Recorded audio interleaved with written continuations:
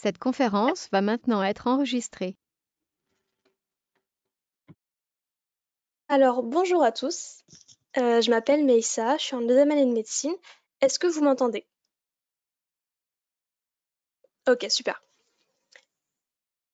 Donc, tout au long de la présentation, on va un peu parler, mais n'hésitez pas à vous poser vos questions, on est là pour ça, ok? Je pense qu'on peut commencer. Alors déjà, on va commencer par la base. Qu'est-ce qui nous fait stresser? Les sources de stress. Là, je vais avoir une question pour vous. À votre avis, quelles sont les différentes sources de stress en passe, passesse, en payante en tout cas? Il n'y a pas de mauvaise réponse, hein, c'est vraiment personnel. Il y a de tout. Donc, à votre avis, qu'est-ce qu'on peut trouver comme stress? Comme source de stress, pardon. Le concours, ouais. Les examens, la peur de l'échec, la réforme, on sait pas ce qui va se passer, ouais. L'ESP. Ah, l'ESP, c'est pas les plus durs, franchement, c'est très intéressant.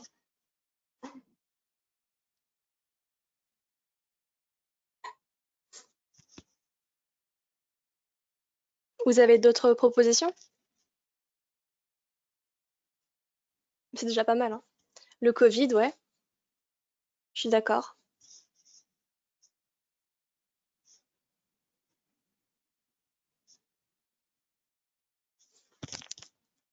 Moi, je vous ai un peu présenté les différentes sources de stress.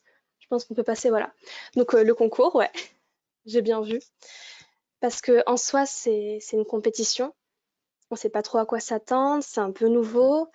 Souvent, on nous dit oui, le concours c'est en 1 an, pas du tout, c'est en 3 mois.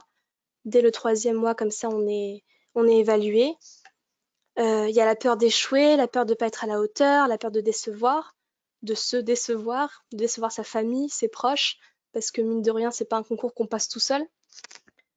Il y a aussi au niveau des résultats, au niveau des écuries, au niveau des notes, au niveau du classement, au niveau du nombre de candidats. Je me rappelle quand j'ai vraiment réalisé qu'il y avait pas mal de monde, c'est le jour des examens, on voit plein de monde comme ça débarquer, en train d'attendre, tout le monde est stressé, on se dit qu'on n'est pas assez prêt. Il y a aussi le retard qui s'accumule. Souvent, c'est vers la fin de l'année, on n'en peut plus. Il y a aussi le temps qui manque, on a l'impression qu'on travaille toute la journée, mais on n'a pas réussi à finir nos objectifs. C'est stressant quand même à la longue. C'est pas forcément un bon stress. Il y a aussi le fait qu'il y ait de la compétition. Parce que du coup, c'est certes, on dit oui, voilà, faut travailler sur soi-même, mais dans le papier, même si enfin, ce qu'on se dit nous-mêmes, c'est qu'on se dit oui, d'accord, je fais le meilleur de moi-même, mais si ça suffit pas, bah ça suffit pas, quoi. Et c'est pas forcément vrai de se dire ça. Ce qui fait aussi stresser, c'est les autres, que ce soit les candidats, que ce soit nos proches, même s'ils le font pas forcément exprès. Ils peuvent nous donner des conseils ou un peu des reproches, alors que bah, on fait notre mieux, quoi. Il y a les professeurs, le fait qu'ils répondent pas forcément à nos questions, le fait qu'ils soient un peu flous, le fait qu'ils divaguent un petit peu, qu'ils font du hors-sujet, voilà, qu'ils expliquent peut-être un peu mal. Euh, les posts aussi sur le forum du TAM, moi c'est un truc qui me faisait vachement stresser l'année dernière. C'est-à-dire qu'en fait, je consultais le forum toutes les heures, ça me faisait perdre un temps fou, ça me déconcentrait, j'étais vraiment pas bien. Et la solution que j'ai trouvée, c'est vraiment d'arrêter de regarder. En tout cas, je regardais peut-être une fois par semaine, vraiment de me limiter par rapport à ça. Après, ce qui fait aussi peur, c'est l'inconnu. Bah, en général, c'est de se dire oui, le concours, c'est pas ce qui va tomber. Mais en plus, cette année, il y a le Covid qui se rajoute, il y a la réforme. Et tout ça, c'est pas forcément rassurant, quoi, parce que du coup, au niveau du nombre de places, on sait pas combien de places. Même si on a eu les résultats, là, vous avez les résultats en janvier, ben, on ne sait pas si ça suffit, si ça suffit pas. On commence à faire des calculs, on commence à faire des tableaux Excel, on commence à demander à tout le monde, oui, votre classement, etc. Du coup, on commence à faire des théories. Et c'est pas forcément bon à la longue. C'est vraiment ça qui peut faire mal. En tout cas, vous avez trouvé pas mal de choses. Bon, là, j'espère que je vous ai pas trop déprimé, hein, parce que là, du coup, j'ai vraiment cité toutes les choses qui nous font du mal. Mais c'est simplement pour vous dire qu'en fait, bah, on subit tout ça. Tout ce que je vous ai listé là, je les ai subis aussi l'année dernière.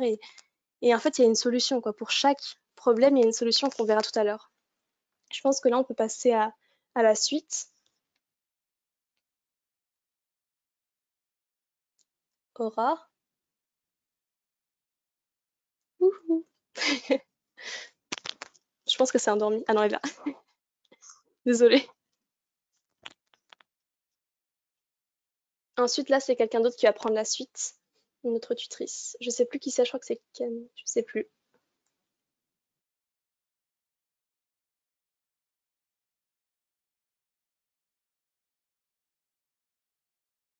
Bon, du coup, je crois que je le fais là, moi.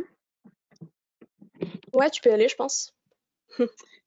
Ok, alors, quelles sont les conséquences du stress en PACES? Déjà, Mélissa vous a fait une super présentation sur toutes les sources de stress. Donc voilà, l'idée ce soir, c'est que là, on vous fait une petite présentation en mode qu'est-ce qui peut vous faire stresser, comment essayer de passer au-dessus de tout ça, mais surtout voilà, d'essayer de vous donner un peu nos petits trucs et astuces, et puis surtout vous, que vous n'hésitiez pas à nous dire ce qui vous stresse, même si ça vous paraît super méga bête. On est vraiment là pour ça, donc en plus, vous voyez, on n'est pas énormément, donc vous êtes une petite dizaine, donc c'est cool, n'hésitez vraiment pas. Du coup, voilà. Alors, quelles sont les conséquences du stress en PACES? Bah, du coup, à vous. Je vous laisse un peu écrire dans le... Bon, voilà. Je vous laisse un peu écrire dans le chat. Si vous êtes OK de pas trop me laisser seule.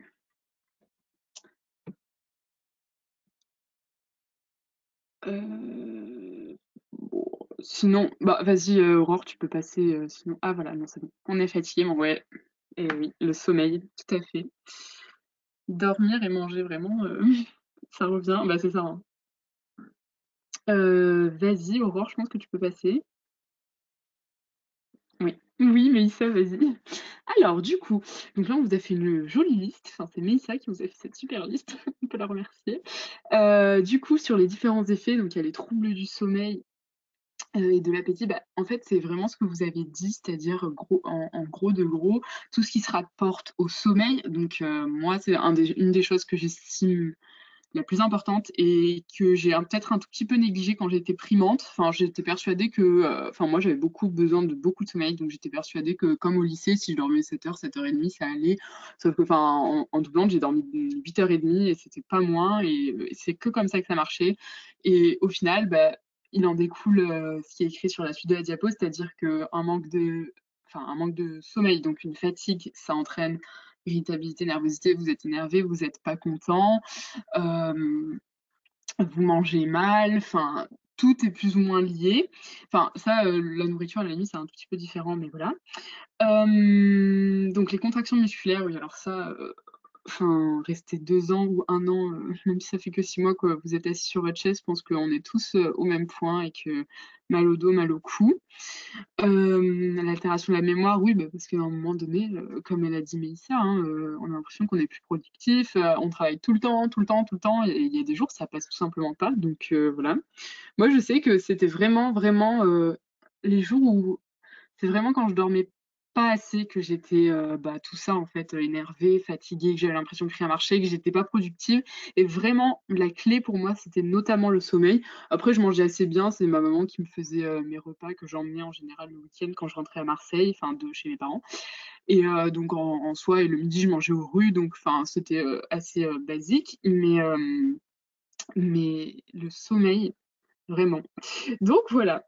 Pétage de plomb et crise de peur, je pense que ça arrivait plus ou moins à tout le monde. Il y en a à qui ça arrive plus que d'autres. Chacun exprime de la façon qui est propre son angoisse et ses peurs. Donc il n'y a vraiment aucun souci. Des fois, on a besoin de pleurer, donc n'hésitez pas. Du coup, voilà. Aurore, tu peux passer, je pense. Voilà, il y a aussi du bon stress et ça c'est super important.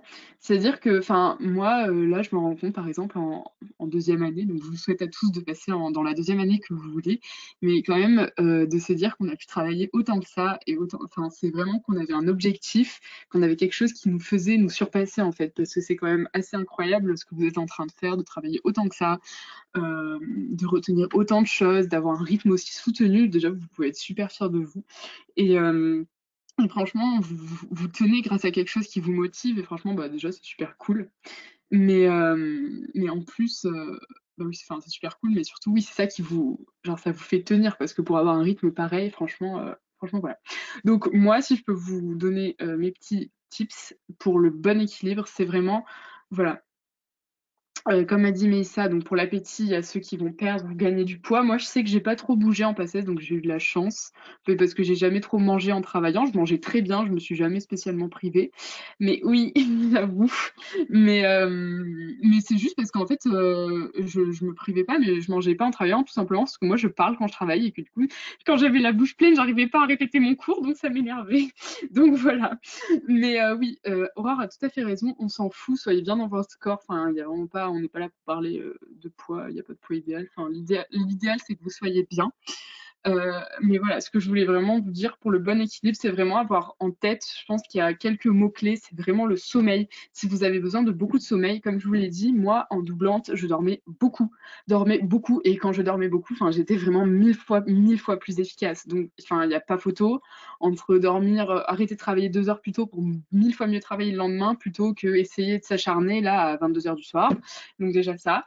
La nourriture, essayez de manger, enfin, je vais pas vous dire équilibré, 5 fruits et légumes par jour, je pense que vous le savez, mais juste dans le sens, manger bien ce qui vous fait plaisir, ce qui vous fait vous sentir bien, pas forcément vous sentir lourd, enfin, de temps en temps, vous faites vos trucs, mais être bien pour travailler, en fait, pour bien dormir, de temps en temps se faire plaisir, enfin, voilà, enfin, même souvent se faire plaisir, mais dans le sens les très gros repas qui vous empêchent de travailler toute l'après-midi, voilà, c'est ça que je voulais dire. Mais sinon, les chocolats et tous les trucs comme ça, c'est pas du tout interdit. Donc voilà. Donc ça, c'est pour l'alimentation. Et moi, il y a un truc, vraiment, garder son objectif en tête. On va vous en parler plus tard au niveau du psychique. Mais vraiment, rester sur le truc en mode, je sais que je peux le faire. Vraiment, ça fait toute la différence. Je crois que vous avez Alban qui va vous en parler. Mais vraiment, voilà. La clé, là, ici, sur les 2-3 diapos que je viens de présenter, c'est sommeil, autant que vous avez besoin, et alimentation, ce qui vous fait vous sentir bien. Si vous devez retenir ça, c'est ça. Donc voilà. C'est bon, je sais pas si je suis encore après. Alors ça, je sais pas si c'est moi ou. Salut, non, c'est à mon tour du coup. Ok. Euh, je vous mets ma tête 30 secondes, histoire de voir à quoi je ressemble, c'est toujours plus vivant. Voilà, bonjour à tout le monde. Je m'appelle Alban, je suis en 2e année de pharmacie. Et moi, je vais vous parler un peu des petits tips qu'on peut faire pour gérer son stress sur le côté psychologique, psychique et le côté physique. Bon, je dis au revoir à ma tête et on va passer. Donc, le premier grand truc au niveau du côté psychique, c'est effectivement la peur d'échouer et la peur de ne pas être à la hauteur. C'est quelque chose qu'on ressent, peu importe les notes à l'écurie, peu importe le classement au premier quad ou au deuxième quad. C'est quelque chose que vraiment tout le monde va rencontrer. Et pour ça, il faut vraiment oublier tous ces a priori et s'obliger à reformater un peu son cerveau en pensant genre winner, en disant ok, je peux réussir. Il n'y a pas de raison que moi je réussisse pas s'il y en a qui ont réussi. C'est vraiment hyper important à genre rester très très positif. Et c'est bien aussi de penser à un plan B. Alors une filière par exemple BIS qui nous plairait aussi si on n'a pas le premier choix par exemple. Bon évidemment on passe un peu à ceux qui sont en médecine et qui bon, peuvent choisir par exemple pharmacie en 2e plan ou des choses comme ça. Ou même toutes les filières genre ergothérapeute, etc. Ou même penser à faire un parcours sup. Bon, évidemment, vous parlez de ça avec les résultats qui ont eu lieu dans la semaine, c'est quelque chose d'un peu triste. Mais voilà, prévoir le coup en se disant, bah, peut-être on relance un Parcoursup et on sait que l'année prochaine, je ne me retrouverai pas dans le vide. Ensuite, on a un deuxième facteur de stress important, qui est tout ce qui est les résultats, les écuries, les notes et le classement. Il y a plusieurs techniques, soit on décide de ne pas les regarder, soit on arrête de demander aux autres leurs notes et leur classement. Et il faut aussi garder en tête, ce qui est hyper méga important, c'est qu'il y a des grosses remontadas au deuxième quad. À chaque fois, on en parle, on a tous des histoires de personnes, bon, c'était sur les anciens classements, donc effectivement, ça signifie moins, on ne sait pas trop ce que ça signifie pour cette année, mais il y a des personnes qui étaient vraiment loin et qui ont réussi à rentrer dans des numérus et peu de gens y auraient cru et eux ils se sont accrochés, ils ont continué à bosser tout le second quad, ils ont réussi à se décrocher une place et vraiment voilà, donc si ça réussit pour d'autres personnes, pourquoi pas vous, sachant qu'il y en a qui sont dans le numérus et qui en sortent, il y en a qui arrivent à rentrer et qui reviennent de très loin.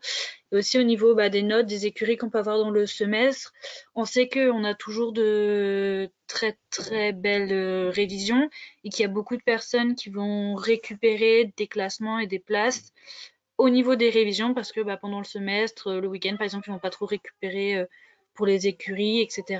Ils vont pas avoir le temps de revoir les anciens cours. Et au niveau des révisions, là, ils revoient tous les anciens cours, c'est récent dans leur tête, ils sont entraînés et là, ça ira. Ensuite, il y a un autre point assez conséquent, c'est le retard.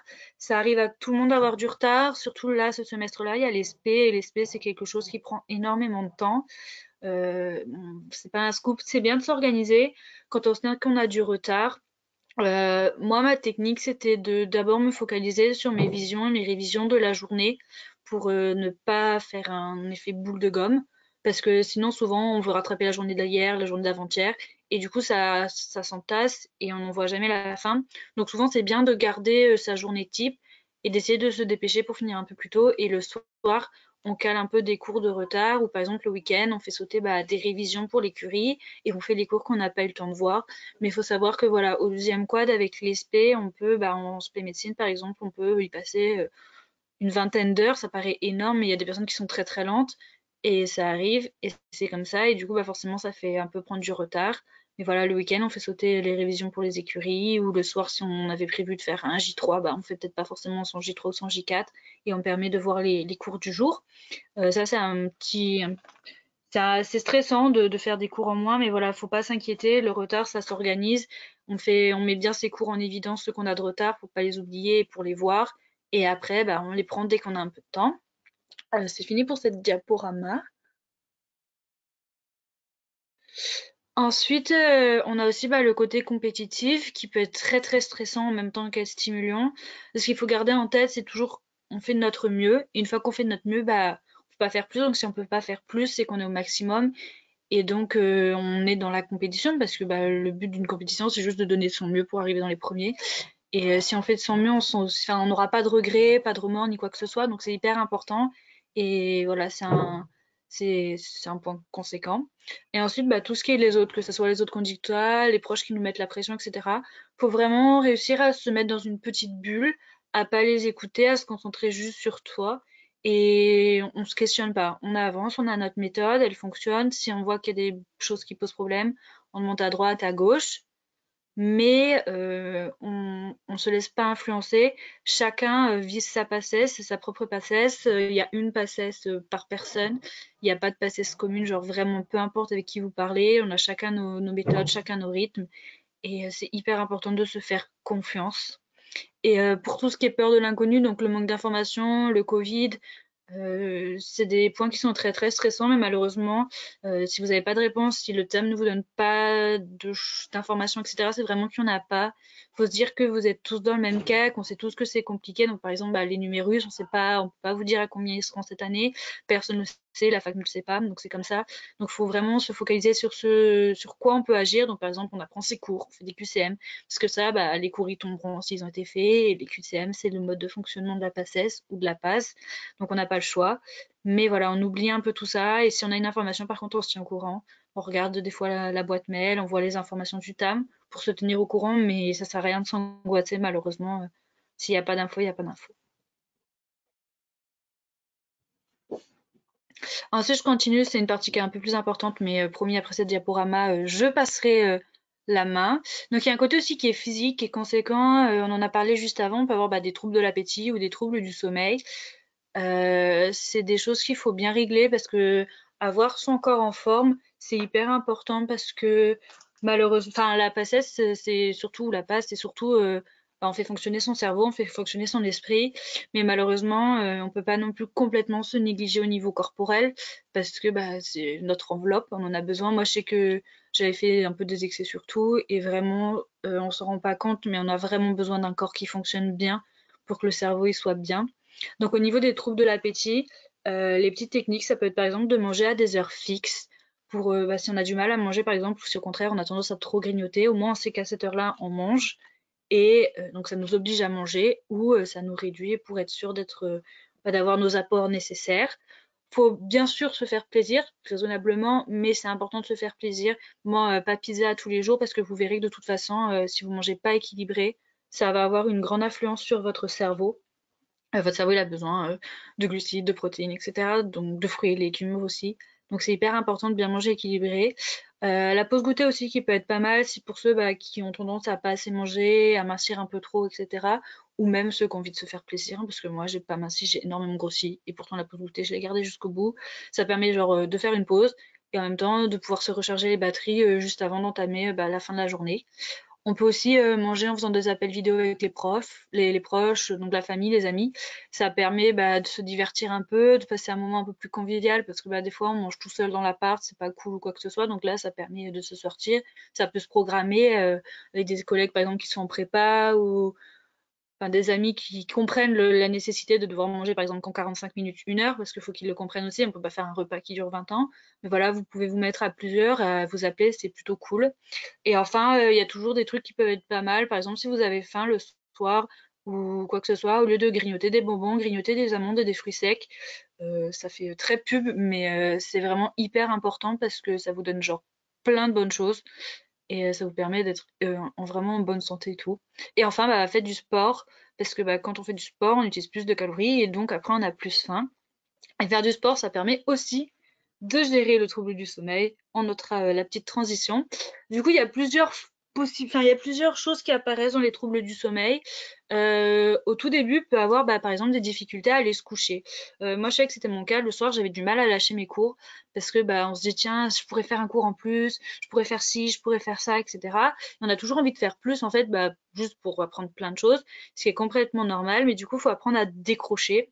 Donc, ce qu'on peut faire, par exemple, moi, je mettais un réveil pour m'obliger à arrêter. Donc, par exemple, on met le réveil à 22h30, 23h, vraiment au plus tard. Bon, après, ça dépend de vos rythmes chacun. Mais ça permet de se forcer. Le réveil, il sonne et on peut pas ne pas voir l'heure, du coup. Ensuite, on peut faire des cours qui sont un peu plus simples et un peu plus plaisants. Je pense, par exemple, spé médecine, ça sert à rien de commencer une vision à 22h30, par exemple. Mais si on prend un petit cours en UE7, par exemple, c'est plutôt pas mal. En fin de journée, moi, ce que j'aimais bien faire aussi, c'était de réciter les textes. Alors, bon, il n'y avait pas le couvre-feu à l'époque, mais je les récitais à mes parents en marchant dans la rue. Comme ça, je faisais du sport. Et en même temps, je respirais l'air et je les récitais. C'est pas mal. Et on peut faire aussi des QCM, parce que les QCM, bon, même si on a envie d'avoir une bonne note, etc., c'est quand même pas un travail d'apprentissage pur, mais ça nous permet de nous entraîner et c'est hyper important d'en faire. Donc, on peut aussi le faire le soir. Après, ça dépend. Si on a des mauvaises notes en QCM, des fois, ça peut nous déprimer. Donc, à vous de gérer. Au moment de s'endormir, faut savoir que le cerveau humain, c'est pas une machine. Même si on a envie si on a envie de devenir des petits robots d'apprentissage, on peut pas arrêter de travailler et dormir de suite. C'est pas possible. Notre cerveau, il a besoin genre de se déconnecter. Parce que quand on étudie, ça nous surstimule, ça nous maintient éveillés, même si on est fatigué. Donc c'est important de prendre ce qu'on appelle un SAS. Et dans ces cas-là, le SAS, on peut faire plusieurs trucs. Donc, par exemple, on peut faire de la lecture, on peut appeler rapidement sa famille, son copain, peu importe, sa copine. On peut regarder une petite vidéo sur YouTube. Bon, après, tout reste raisonnable. C'est à vous de voir si vous vous gérez bien. On peut faire aussi du sport dans la journée pour pouvoir être fatigué. Moi, je prenais ma douche après le soir, comme ça, avec la chaleur. On prend un savon qui sent bon, on met un peu de musique calme et comme ça, ça nous endort et ça fait permet de faire rediminuer le rythme cardiaque, etc. Il y en a qui peuvent manger aussi en fin de journée. Si par exemple on a du mal à se déstresser, on travaille jusqu'à 21h, par exemple 22h, et après on mange. Et comme ça, le sas, il fait partie de la pause repas aussi. Parce que moi, je sais que j'avais besoin d'un grand sas. Et après, on a tout ce qui est appli de méditation, sophrologie pour se calmer. Les tisanes, du lait chaud avec par exemple genre de la fleur d'oranger ou des choses comme ça. C'est hyper apaisant. Et on a aussi les médicaments. Bon après, c'est à prendre avec des pincettes, hein. Je vous dis pas de vous doper, etc. Mais je sais que il existe plusieurs types de médicaments, un peu plus légers, un peu plus forts, selon vos problèmes de sommeil. Euh, Ça sert à rien de pas en parler parce que c'est quelque chose qui existe chez les étudiants en santé. À vous de vous renseigner avec votre pharmacien par exemple, ou si vraiment ça persiste, à voir un docteur parce que des fois on peut en avoir besoin. Et le dernier truc, c'est quand on veut s'endormir, faut pas regarder l'heure. Vraiment pas regarder l'heure parce qu'après on se stresse, on commence à compter les heures de sommeil jusqu'au réveil, on voit qu'il n'y en a pas assez, etc. Et le dernier point du coup pour les troubles du sommeil, c'est la fatigue. Donc la fatigue, quelque chose qu'il faut vraiment pas négliger, c'est les petites siestes. Des fois on va vouloir, voilà, on va prendre 15-20 minutes, mais il ne faut pas dépasser 20-30 minutes après parce que sinon on rentre dans un vrai cycle de sommeil. Dans ces cas-là, c'est pas bon. Mais voilà, 20 minutes, on se dit là au début, ça fait peur. Je sais qu'au premier quad, j'osais pas du tout prendre 20 minutes. C'était indispensable. Enfin, j'étais là en mode non, mais si je perds 20 minutes d'apprentissage, c'est horrible, c'est atroce. Pas du tout, hein. Faire une sieste de 20 minutes, ça vous permet de sauver toute votre après-midi. Du coup, c'est vraiment pas mal. Ensuite, il y a les vitamines. Bon, ça existe, tout ce qui est homéopathie, etc. Bon, ça, c'est bien joli, mais des fois, ça peut nous motiver et le cerveau, ça peut lui faire t'apprendre bien. Ensuite, si vraiment on a un souci, ça peut le réveil une fois ou deux fois dans le quad si vraiment vous êtes fatigué. Donc, par exemple, le week-end, un week-end, vous décalez un petit peu ou bah, vous avez fait, je sais pas, une écurie le soir, ça s'est terminé plus tard, votre correction, peu importe. Vraiment décaler le réveil, ça peut arriver une fois ou deux. C'est vraiment, c'est en dernier recours, mais ça peut être pas mal. Et enfin, le petit tip, c'est la pub pour le thé vert. Je suis pas sponsor, mais dans le thé vert, il y a aussi de la caféine. C'est comme le café, mais c'est différent, ça a des propriétés différentes et tout. Et je sais que c'est pas mal de changer. Du coup, genre prenez un peu de thé vert à la place du café. Euh, Ça sera pas mal. Et du coup, dans le chat, tout le monde valide les micro-siestes, mais oui, c'est hyper essentiel. Ça, votre cerveau, il va trop bien. Voilà, j'ai fini pour ma partie.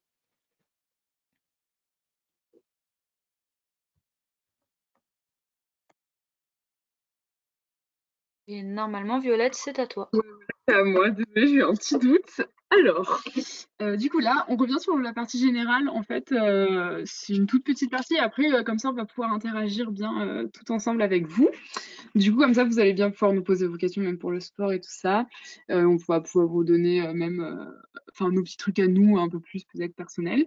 Mais du coup, voilà. Là, c'est une partie plus générale sur des points qui peuvent paraître méga bêtes, mais qui en fait sont méga importants. Premièrement, ne pas s'isoler. Premièrement, ne pas s'isoler. C'est-à-dire que, voilà, comme vous l'a dit Alban, pendant un repas, vous dites yes. Pardon, je lis le chat en même temps, j'ai bugué. Bref, pardon, du coup. Pendant un repas, vous dites j'appelle telle copine, telle copine. Moi, je sais que j'avais des fois du mal à le faire parce que je me disais, bah, enfin, j'aimais bien aussi prendre mes repas tranquilles, mais des fois, appeler une copine, elle me disait oui, mais on va dépasser du temps. Et franchement, même en doublante, alors des fois, on faisait des petites. Je le faisais pas tout le temps, hein, mais quand on le faisait, j'appelais des copines ou quoi. Ben, des fois, on restait pas longtemps, et puis des fois, on restait longtemps. Mais franchement, ça fait le plus grand bien, et on devait s'appeler 20 minutes, on s'appelait 1 heure, et au final, bah, je me disais, bon, c'est bon, je fais juste ça, puis je vais me coucher. Et le lendemain, en fait, bah, j'étais super bien pour travailler. Donc voilà, hyper important de parler, de parler, de parler. Moi, le week-end, je rentrais. Donc déjà, je parle beaucoup, naturellement. Mais je parlais beaucoup avec mes parents, avec ma maman. Je racontais tout le temps. J'ai beaucoup besoin de voilà, parler. Ça faisait beaucoup de bien. Même si on parle beaucoup de passes, enfin, on parle que ça, hein, c'est la vie. Mais voilà. Bien s'entourer, super important de bosser dans un environnement qui vous convient. C'est-à-dire que si c'est la BU, c'est la BU. Si vous rencontrez des gens à la BU, alors moi, j'ai rencontré des gens à la BU parce qu'au final, bah, quand on y passe sa vie, on finit par sympathiser avec des gens, enfin, et c'est trop cool pour faire des pauses et tout ça. Si vous préférez travailler seul, franchement, maintenez ça. Il y a vraiment pas de voilà, si vous êtes dans une écurie, je sais pas. En tout cas, choisissez un endroit où vous savez que vous travaillez bien et où en même temps ça ne vous pèse pas. Donc même si que ce soit seul ou avec quelqu'un, mais super important de se sentir bien, de se dire OK, c'est comme ça que je travaille bien. Deuxième point que moi j'avais énormément de mal à mettre en place, faire un planning réaliste. C'est-à-dire que moi, à chaque fois, moi, je travaillais très, très, très, très lentement. Et donc, je me prévoyais pas énormément de cours pour quelqu'un qui travaille vite, mais je m'en prévoyais quand même trop pour moi, hein. Donc, et du coup, j'étais souvent frustrée le soir, mais je me disais toujours, mais non, ça va aller, ça va aller. Et franchement, les rares fois où j'ai pu terminer ce planning, c'est tellement, ah oui, team lente, mais alors, mon Dieu, c'est tellement satisfaisant de terminer un planning, même s'il y a 2, 3 cours dans la journée, mais vraiment, hein, j'insiste, c'est pas grave. Du moment où vous savez que, en fait, ce qu'il faut vraiment intégrer, c'est que tant que vous savez que c'est comme ça que ça marche, que vous soyez lent ou rapide, si vous savez que c'est comme ça que vous apprenez bien et que vous allez retenir, vous basez sur ça et vous vous dites, je me prévois un planning où je fais rentrer que ce soit 3 ou 10 cours. C'est comme ça que je vais retenir et je m'y tiens. Et le soir, si j'ai réussi à faire mon planning, ben, je suis trop contente, quoi. Donc voilà, c'est vraiment, vraiment très très important. Et dans ce planning, on n'oublie pas de mettre les pauses. Enfin, si vous faites sur la semaine, par exemple, ou le week-end, en mode le samedi soir, ou le dimanche, ou n'importe quand, voilà. Alors, je pense qu'on peut aller à la diapo suivante. Je sais pas, c'est peut-être Mélissa. Je sais plus si c'est la dernière après. Ah oui, non, c'est encore moi. Du coup, voilà. Là encore, on revient sur tout ce qu'on a dit. L'hygiène de vie, donc c'est ce que je vous ai dit tout à l'heure. En fait, c'est des grandes lignes, mais c'est vraiment super important. C'est-à-dire, on dort tout ce qu'on a besoin. Comme je vous ai dit, moi, je dormais 8h30 par nuit et je faisais 10-15 minutes de sieste à la BU. Mais alors, voilà, hein, enfin, moi, avant ça, je disais à tout le monde en rentrant en PACES, oui, moi, j'ai jamais fait de sieste, j'arrive pas à dormir en dehors de la nuit, quoi, dans mon lit.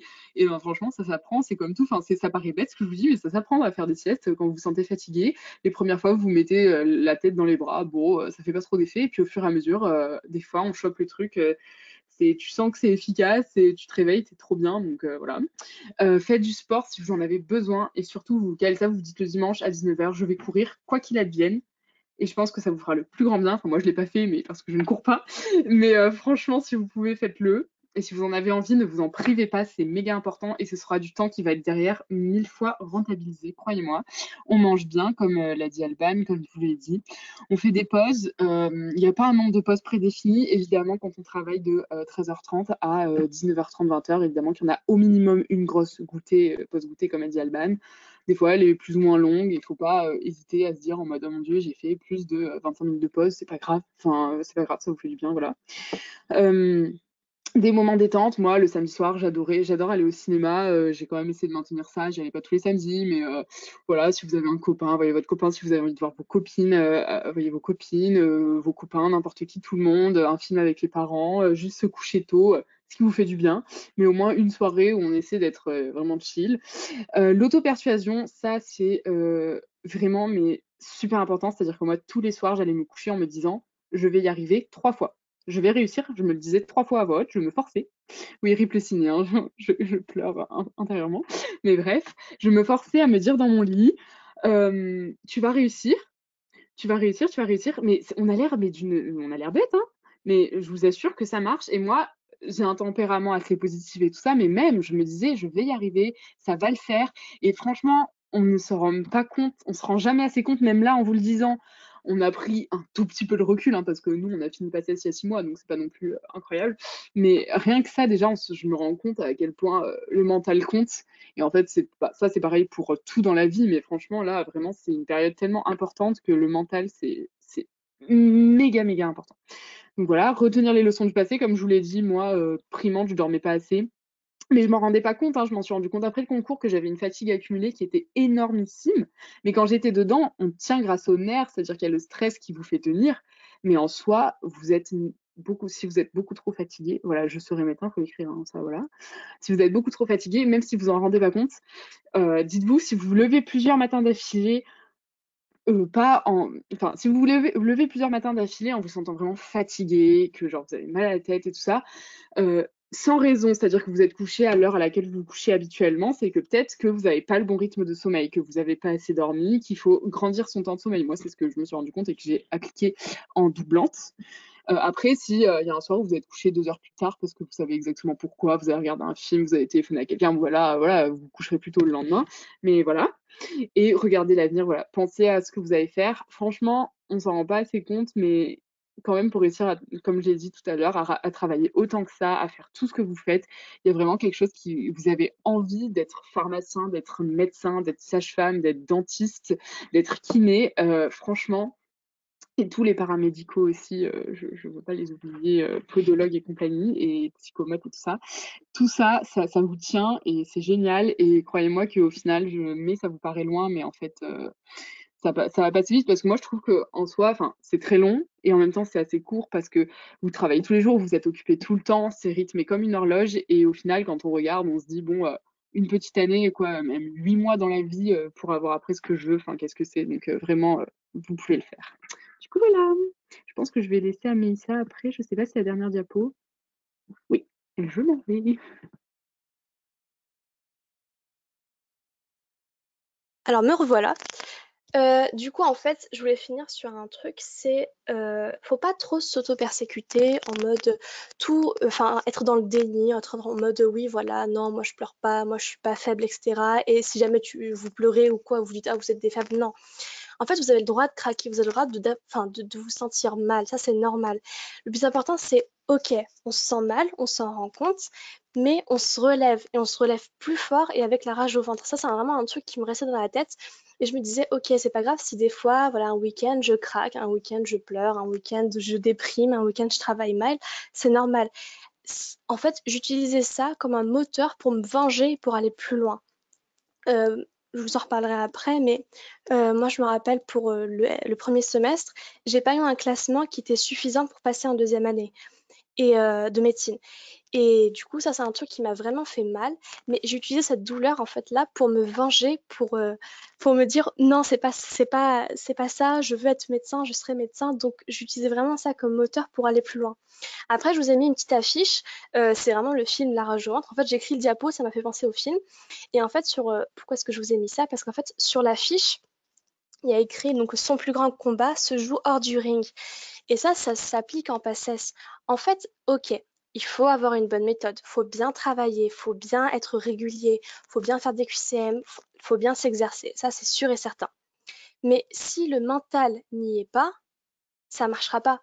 Parce que si jamais vous croyez pas en vous ou vous mettez des petits peut-être, ça marchera pas. Faut dire je serai pharmacien, je serai dentiste, pardon. Voilà, vous dites comment dire, faut faire ça en mode c'est sûr et certain. Même si vous y croyez pas vous-même, en fait, il faut se forcer à s'auto-persuader, à s'auto-dire je suis la meilleure, voilà, je suis exceptionnelle, même si vous y croyez pas. Moi, clairement, je me disais ça tous les matins, mais je n'y croyais absolument pas. Mais j'essayais de tenir un discours positif pour me sentir bien. Quand par exemple, je parlais avec d'autres personnes, je n'étais pas en train de leur plomber le moral, mais je disais non, non, je suis capable, non, non, j'ai les capacités, etc. Même si au fond de moi, j'avais beaucoup de doutes. Mais le fait de tenir un discours positif, bah, je sais pas, pour moi, c'est formater mon cerveau en me disant non, non, je suis capable au final. Peut-être que c'est vrai. Et je me disais aussi, c'est même si mon premier résultat m'a pas convenu, n'était pas suffisant, j'étais un peu mitigée parce que du coup, c'était pas mal, mais c'était pas assez. Ce que je me suis dit, c'est que bah, j'ai plus rien à perdre, puisque de toute façon, je suis pas dans le numérus. Qu'est-ce qu'il me reste à faire? Il me reste à tout donner pour, voilà, pour prouver que non, je suis capable. Même si au fond de moi, je doutais beaucoup, hein, faut pas croire. Mais il faut vraiment dépasser ça, faut dépasser le doute et faire des petits mécanismes comme ça, bien dormir, bien manger, être en mode, être comme en fait, comme c'est une compétition au final. Mais c'est un peu comme une compétition sportive. Ça se prépare petit à petit. Et ça, c'est un truc important à retenir. Il y a aussi un dernier truc, après je vais laisser la parole aux autres, c'est qu'en fait, il faut pas se dire que tout se joue le jour du concours. En fait, chaque petit effort que vous allez faire, ça va faire la différence. Chaque petit QCM que vous faites, chaque petite correction que vous faites, chaque cours que vous lisez, le nombre de fois que vous lisez, chaque question que vous posez, ça joue dans la balance et ça vous fera réussir. Donc vraiment, vous avez rien à perdre, vous avez tout à gagner. J'arrête de parler. Donc, est-ce que vous avez un peu des questions par rapport à tout ça, même des trucs un peu perso? Parce qu'après, si vous voulez, on peut un peu vous raconter comment ça s'est passé pour nous, notre expérience un peu à tous.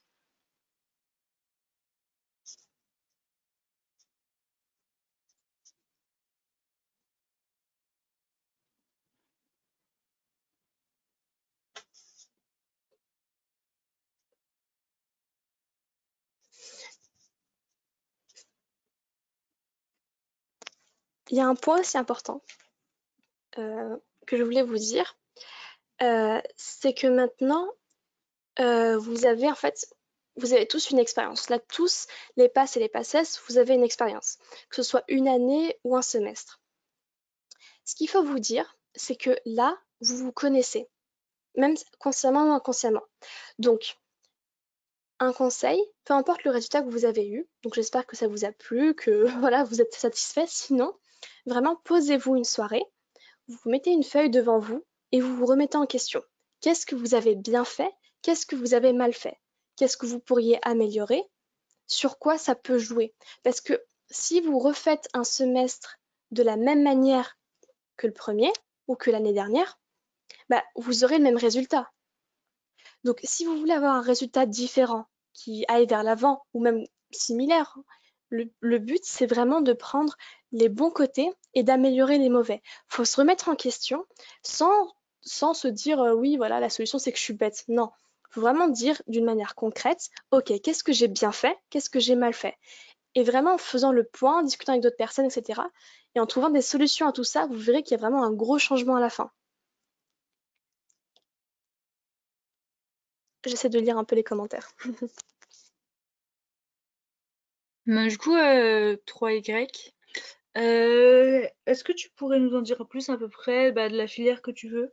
Et après, je pense que le plus important pour toi, c'est de te questionner. Tu veux peut-être une filière actuellement, mais qu'est-ce qui t'intéresse dans cette filière? Qu'est-ce qui te plaît? Qu'est-ce qui t'attire?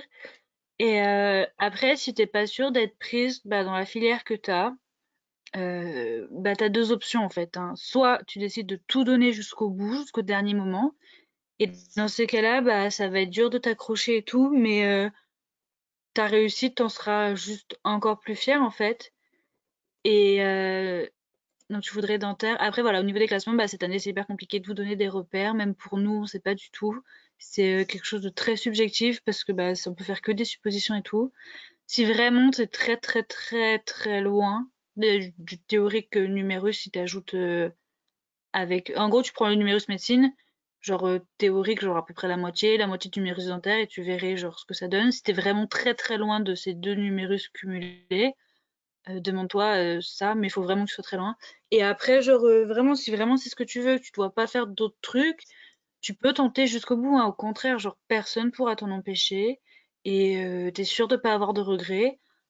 Après, si tu doutes, voilà, pose-toi aussi des questions. Est-ce que autre chose te plairait, par exemple, est-ce que finalement, pharmacie, kiné ou sage-femme, ça te plairait un peu plus et c'est peut-être plus abordable au niveau des spé?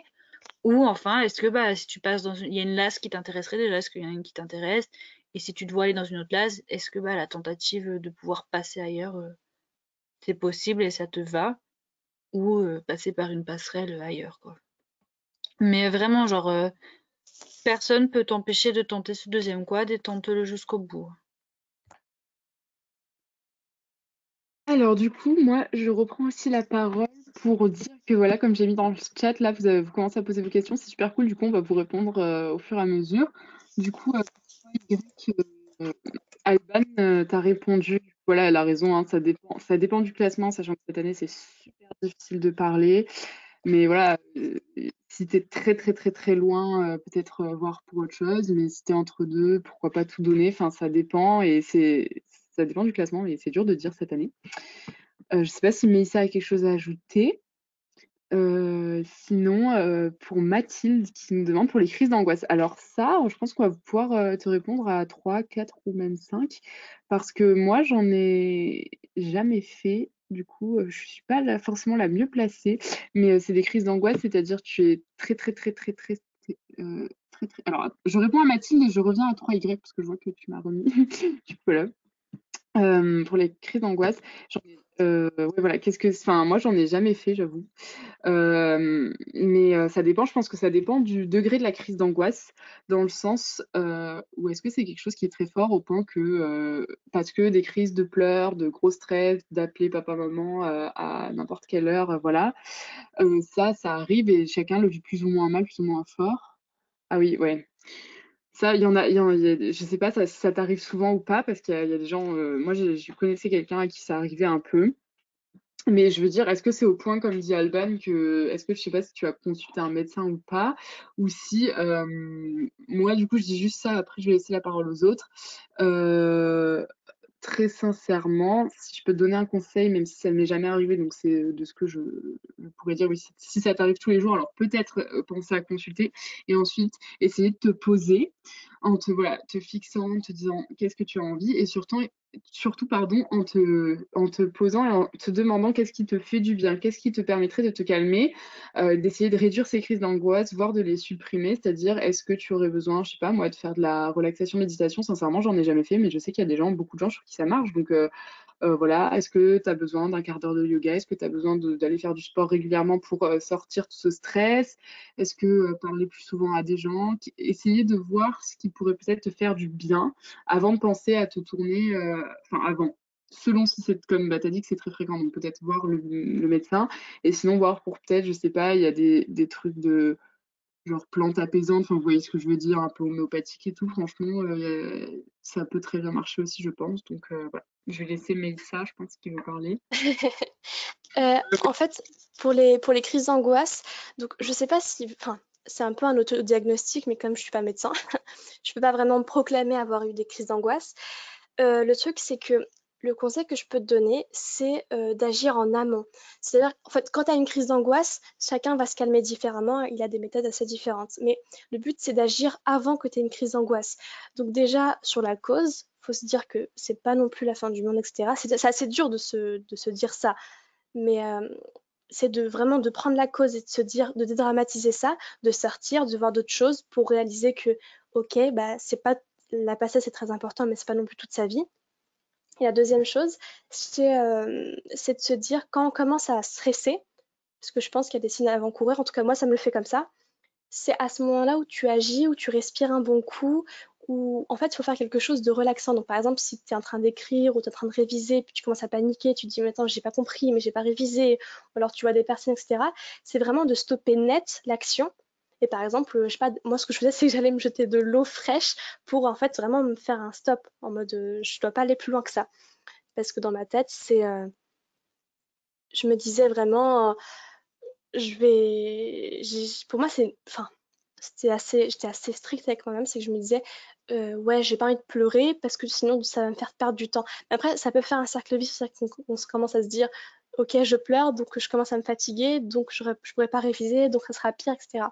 Donc vraiment essayer d'agir avant, et vraiment le fait de consulter un spécialiste, ça peut être vraiment une bonne idée, et que ce soit pour ça ou pour autre chose. Si par exemple, vous voyez que vous avez un coup de mou mais qui dure un peu longtemps, moi, ce que j'ai fait, c'est que je suis partie voir mon médecin et puis il m'a donné des petites choses qui m'aident justement à tenir jusqu'au bout.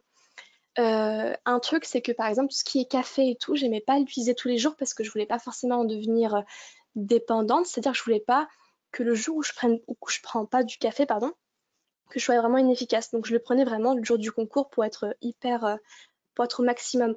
Mais vraiment, si ça te bloque autant, vaut mieux que tu ailles voir quelqu'un, comme ça te le fait pas le jour de l'examen, tu vois ce que je veux dire? Mais ça se joue beaucoup dans le psychique. Je sais pas si Alban ou vous avez d'autres petites remarques. Non, bah, c'est juste pour dire, par exemple, que si tu décides d'aller voir un médecin, faut vraiment pas dramatiser sur le temps que ça va te prendre. Parce que un rendez-vous chez le médecin, c'est quoi? Ça va être 1 heure max. Et bah, ok, tu vas peut-être pas avoir le temps de faire un truc, à un moment, tu vas peut-être pas avoir le temps de faire ce cours-là. Mais au final, le bien que ce rendez-vous, ça va te faire, bah, il va être sur le long terme, tu vois. Ou pareil, si tu décides d'avoir peut-être une mini mise en place d'un suivi, par exemple, et que tu dis, bah, 1 fois par semaine, pendant 30 minutes, tu appelles bah, un psychologue, par exemple, ils peuvent le faire par appel maintenant avec le Covid. Bah, sur le moment, ça peut te paraître genre horrible, atroce de perdre autant de temps, mais vraiment le rapport bénéfice-risque, il est tellement mais genre positif là, que surtout en aucun cas faut que tu t'inquiètes du temps que tu peux passer à essayer de trouver des solutions pour calmer ces crises. Et il faut vraiment pas que tu dises non mais je le fais pas, je vais perdre 1 heure. Non, au contraire, prends cette heure-là, ça arrive. Ça, on est tous malades, on peut tous avoir des problèmes et tout. Et pour un sujet aussi important et qui permettra d'aller vraiment mieux, n'hésite pas à prendre ce temps-là. Et aussi un dernier truc, c'est que je remarquais que je faisais plus, enfin, que ce soit des crises d'angoisse ou même des pétages de câbles, ça s'accentuait, ça s'aggravait en fait avec tout ce qui est sommeil, appétit, tout ça. En fait, en gros, quand je mangeais mal, quand je dormais mal, etc., c'était de pire en pire. Donc franchement, des fois, il faut revenir à la base de la base, c'est-à-dire se dire, ok, je dors le temps qu'il faut, je mange bien, même si j'ai pas forcément faim. C'est-à-dire que tu vas te poser un plat, tu te dis, voilà, c'est assez équilibré, il y a des légumes, etc. Enfin voilà, tu as une proportion, tu as une portion qui est raisonnable. Et tu essaies de la manger même si t'as pas forcément faim. Parce qu'il faut pas non plus Parce que moi j'avais ce syndrome-là, entre guillemets. C'est-à-dire que j'étais tellement stressée que j'avais plus du tout faim et que je mangeais pas du tout par plaisir. Enfin, peu importe ce que je mangeais, pour moi c'était pareil. Euh, je mangeais simplement pour me dire ok, je dois me nourrir. Donc j'essayais un peu de contrôler ce que je mangeais et de pas forcément m'écouter parce que sinon je sauterais plein de repas, je prendrais pas mon petit déjeuner le matin et pour moi c'est catastrophique. Un truc important aussi, c'est au niveau des pauses. Donc soit au niveau d'une pause quotidienne, faut en prendre souvent. Ça dépend, il y en a qui arrivent à tenir 2 heures sans faire de pause, il y en a qui arrivent à tenir que 45 minutes, il n'y a pas de mal à ça. Chacun est différent, il faut faire avec. En passesse, de toute façon, passesse, hein, euh, ma, ma phrase que j'adorais, c'était vraiment il faut faire avec. Si jamais on a des difficultés en maths, par exemple, il faut faire avec, il faut trouver un moyen de surpasser ça. C'est vraiment ça. Faut pas, on va pas se changer nous-mêmes. On va essayer juste de trouver des petites solutions pour pallier à nos petits soucis. Parce que les avantages qu'on a, les autres ils l'ont pas, et les défauts qu'on a, les autres ils l'ont pas. Donc voilà, faut vraiment se dire ça. Et donc au niveau des pauses, faut vraiment en prendre. Et moi, je m'obligeais à un truc qui était indispensable pour moi. C'était une grosse pause par semaine. Donc toutes les semaines, je me prenais une grosse pause en soirée comme ça, où je faisais que quelque chose que j'aimais. Donc souvent, je rentrais chez mes parents, je me faisais un bon film, un bon repas, etc. Je prenais mon temps. Enfin voilà, je me faisais plaisir, mais faut jamais, jamais, jamais sous-estimer ça. Pour le sport, par exemple, enfin, cette année, j'ai pas été vraiment très sportive. Et par exemple, vous vous dites, bon, bah, tous les matins, vous vous obligez, en fait, c'est un créneau que vous vous imposez. Et après, ça va tout seul.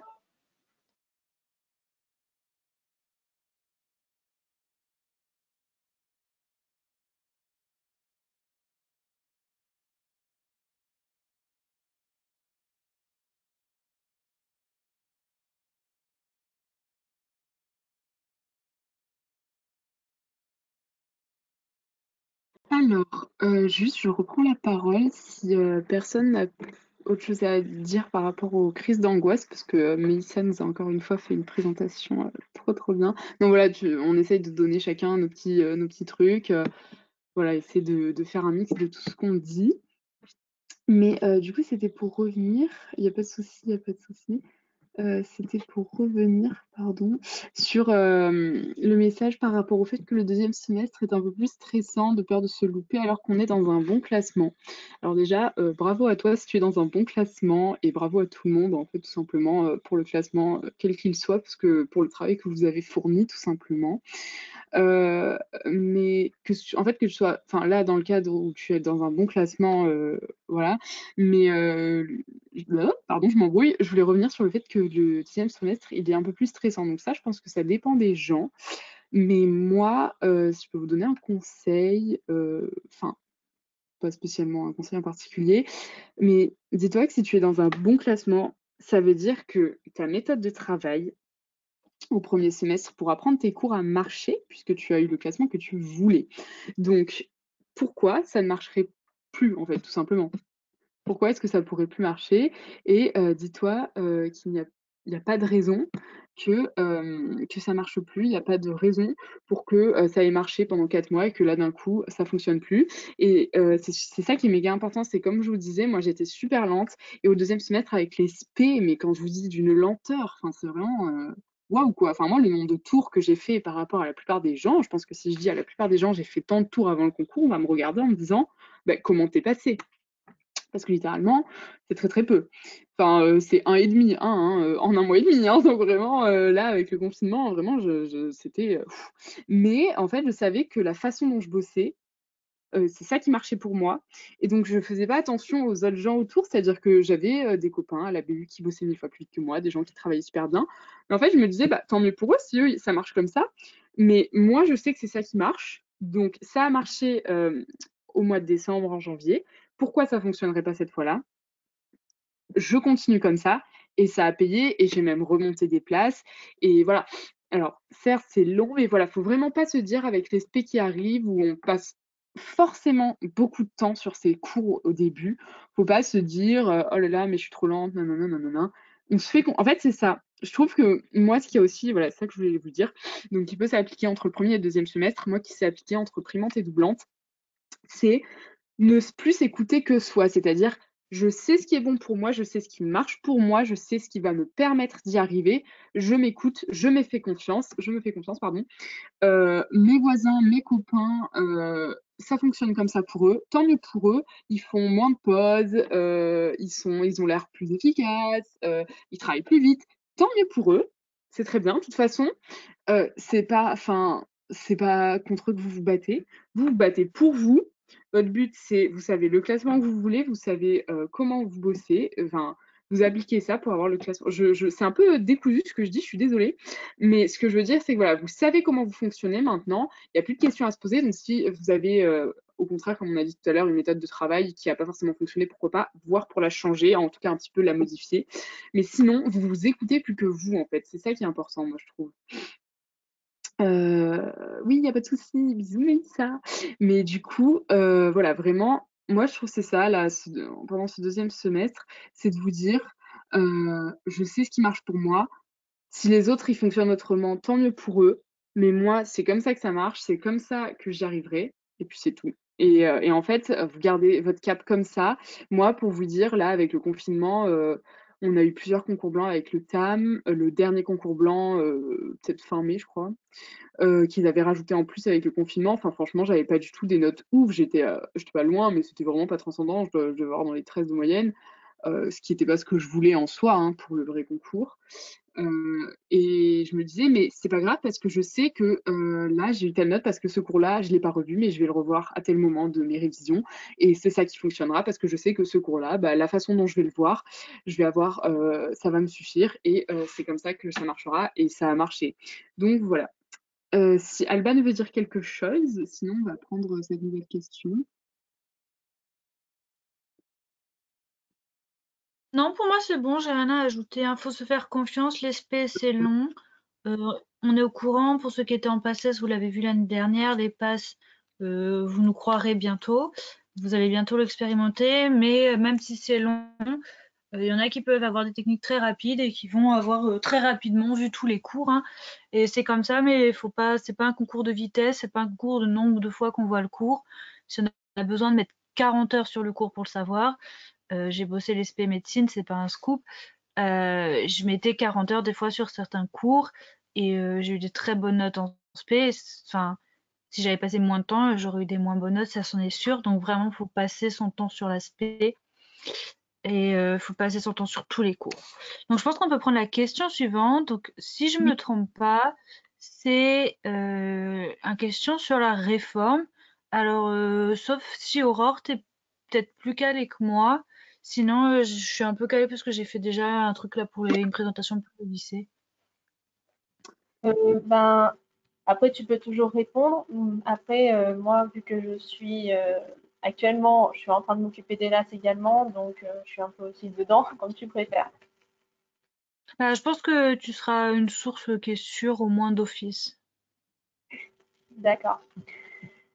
Après, si tu veux compléter, il n'y a pas de souci. De toute façon, hein, ça peut m'arriver aussi d'oublier des points. Donc, alors, par rapport au fait que tu veux passer par la L2, du coup, tu voudrais faire par la LAS, si j'ai bien compris, puisque déjà, pour que tu passes en L2, il faut que tu valides quand même ta majeure et ta mineure à 10 cette année pour passer dans le L2 de ta mineure. Après, ça, c'est à voir. Et ensuite, lorsque tu seras en LAS, du coup, il y a un examen, en effet. Ça sera, alors cette année, c'est en avril, normalement, c'est à peu près en même temps que vous. Et ça sera sur des cours que tu as eu en dématérialisé tout au long de l'année. Alors, je ne sais pas du tout si trop comment ça va fonctionner l'année prochaine, puisque pour l'instant, il n'y a que les L1 LAS qu'on a à gérer. Mais normalement, tu devras connaître les cours de L1 LAS et les cours que tu auras pour la L2 LAS, qu'il faudra que tu maîtrises. Et à partir de là, il y aura certainement un examen normalement en avril. Pour l'instant, il n'y a qu'un seul examen pour les LAS à l'écrit, qui se passe donc au mois d'avril. Et tu auras un classement à partir de là. Lorsque tu auras ce classement, ça sera comme pour les passes, il y aura des grands admissibles et les admissibles. Et les admissibles, eux, auront les oraux fin juin. Voilà comment ça se passe cette année. Et je ne sais pas comment ils vont faire pour l'année prochaine. Est-ce que pour les L2, ils vont faire un petit peu différemment? Mais normalement, c'est pour tout le monde. Est-ce que il y a des points que tu voudrais que j'éclaire ou quoi que ce soit?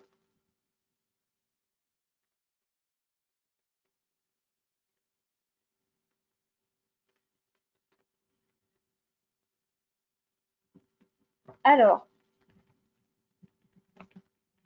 du coup, pour les rattrapages, alors non. Alors, en fait, là, tu es en train de confondre deux choses.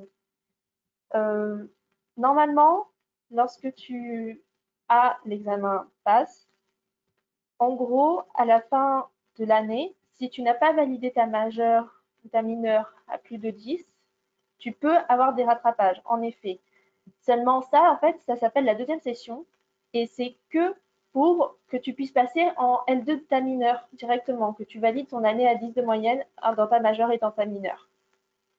Mais il ne me semble pas que ce sera un oral, ça sera certainement des QCM, puisque vous avez eu que des QCM jusque-là. Et l'oral, en fait, c'est pour les admissibles à l'examen. Et tu devras passer donc un oral devant le jury. Et en fait, normalement, il y en a minimum 2 qui devront durer environ 20 minutes. Comment s'inscrire en L2? Donc, normalement, ça se fait automatiquement, il me semble.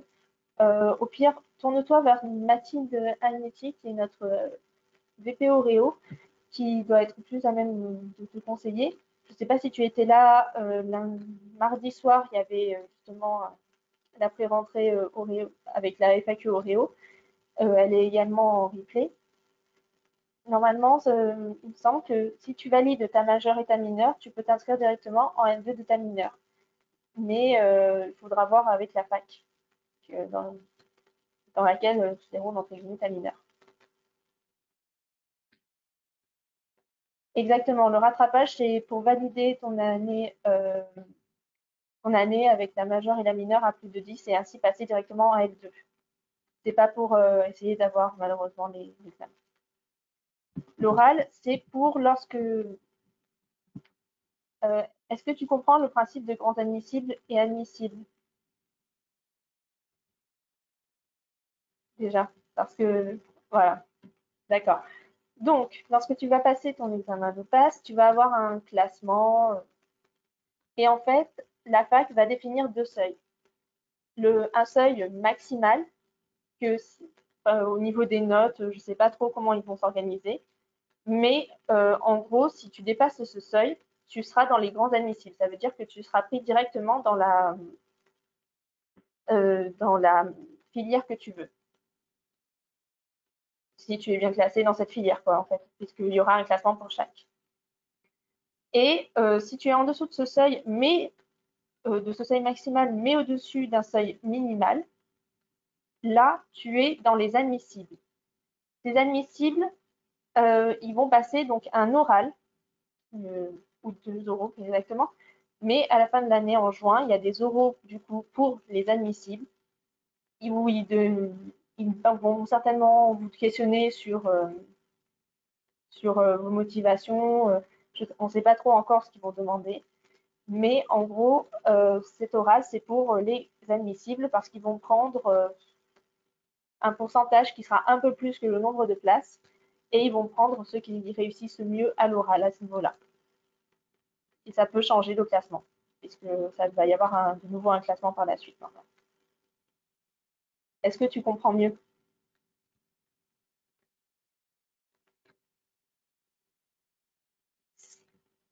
On va dire ça comme ça, on peut dire ça comme ça, oui.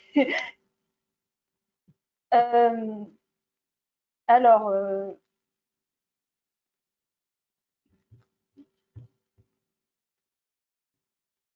pour l'oral, alors, on compte vous préparer à l'oral, oui. On est en train de voir comment faire et notamment on essaye d'avoir des informations de la faculté pour savoir comment ils vont vous interroger dessus pour que vous soyez le mieux préparé possible.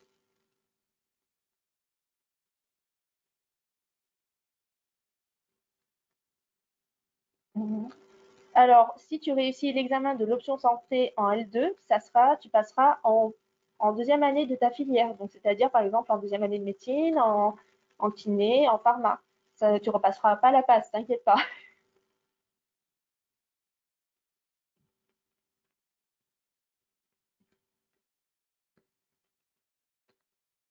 Ah non, attends, on va pas vous demander de faire 2 examens, d'abord la passe, la LAS, puis après la passe.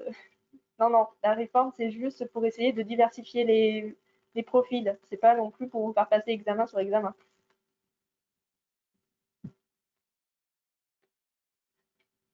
Non, en fait, c'est pas une deuxième passe. En fait, la LAS, c'est, on va dire, une passes, mais inversé, puisque tu as une majeure qui est la licence et une mineure qui est la santé, mais tu peux passer en L2 de ta mineure.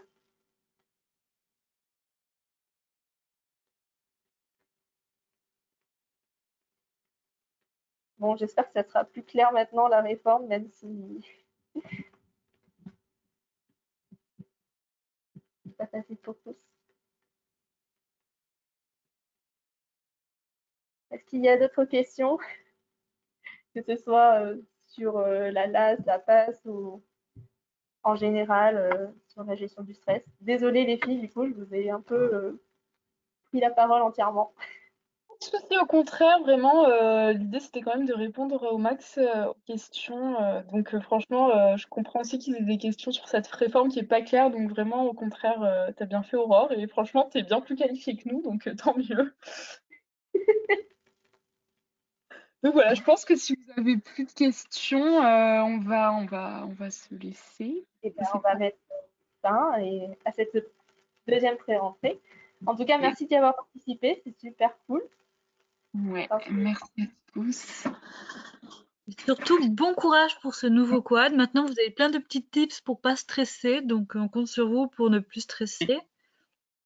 N'hésitez pas à demander si vous avez des questions. Page tutorat bien-être, là, c'est top, hein, franchement, ça motive de fou et tout.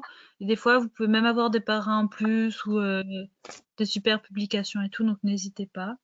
Et passez une bonne soirée. Bonne pause du week-end bientôt aussi. Oui, La pub pour nos pages.